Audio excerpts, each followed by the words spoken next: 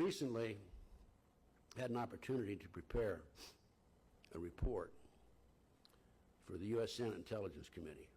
I was asked to prepare this. And I wrote it in 12 days, as a matter of fact. It's being typed as we speak. And I'm going to read my introduction to you, which I think tells the whole story about what's going on. Here's what I said in the introduction of this report. I don't know where it's going to go. I don't know if anybody's going to do anything about it. Hopefully they will.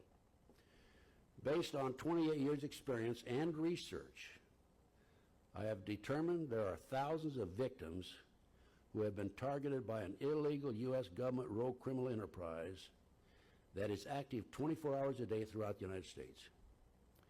A network of victims who work with me have reached the same conclusion based on, 1, their personal experience. These are the people who have come to me.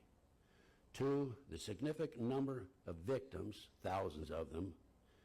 And 3, the extent and intensity of the harassment. I'm talking about micro beams, I'm talking about surveillances, I'm talking about poison gas, everything, the evil that you can think of. It is far too active to be operated and controlled by private enterprise. Private enterprise goals are to achieve financial gain. These operations require extensive financing to operate with no return on the investment. I believe that these programs are financed through illegal black operations, i.e. drugs, prostitution, gambling, kidnapped children, who are auctioned off as sex slaves, used as human sacrifices and body parts. I have documentation of every one of those. His totally normal hobbies, you'd imagine that during his time in the military, his conduct was above suspicion.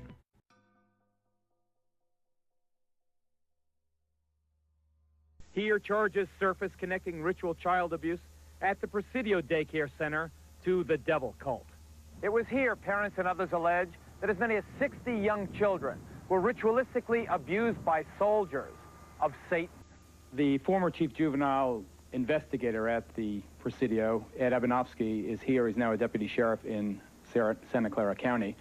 Colonel Aquino, we note, sir, for the record, that you were originally implicated in the dreadful charges of child abuse. We note also that no charges were ever brought against you, and presumably you have been cleared. Would you like to comment on why those charges were brought against you?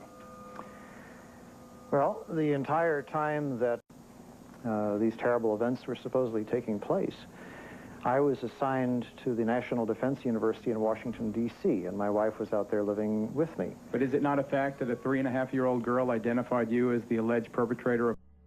No, as a matter of fact, it is not the case. An accusation was made by her stepfather, who was an Army chaplain, speaking on behalf of this child. In her original interview with the FBI, she denied ever being molested. Well, I've seen the... you are innocent until proven guilty. You were never charged in this case. I don't want to belabor the point. I have seen, however, the affidavits for the search warrant of your home, and they indicate the child is speaking to the authorities, not her father. This was after she had been subjected to therapy. To be fair, Aquino was never charged with or convicted of a crime. There's no fire, but that's a whole lot of smoke. Given all these nasty accusations, not to mention his demeanor in interviews, let's take another look at Aquino's paper. Maybe he's dressing up some very ugly goals in fancy language. Since MindWar, unlike traditional propaganda, is anchored in truth, we shouldn't have any qualms about using it on American citizens. We read, MindWar must target all participants if it is to be effective. It must not only weaken the enemy, it must... There are thousands of victims who have been targeted by an illegal U.S. government rogue criminal enterprise that is active 24 hours a day throughout the United States. It is far too active to be operated and controlled by private enterprise. Private enterprise goals are to achieve financial gain. These operations require extensive financing to operate with no return on the investment. I believe that these programs are financed through illegal black operations, i.e. drugs, prostitution, gambling, kidnapped children, who are auctioned off as sex slaves, used as human sacrifices and body parts. I have documentation of every one of those. Absolute proof in my reports. This criminal enterprise by this rogue element targets an individual. It is necessary to, in order to target them, they one, identify the individual, two, outline the reason the victim is targeted, and three, document and identify the weapons and tactics being directed against him or her.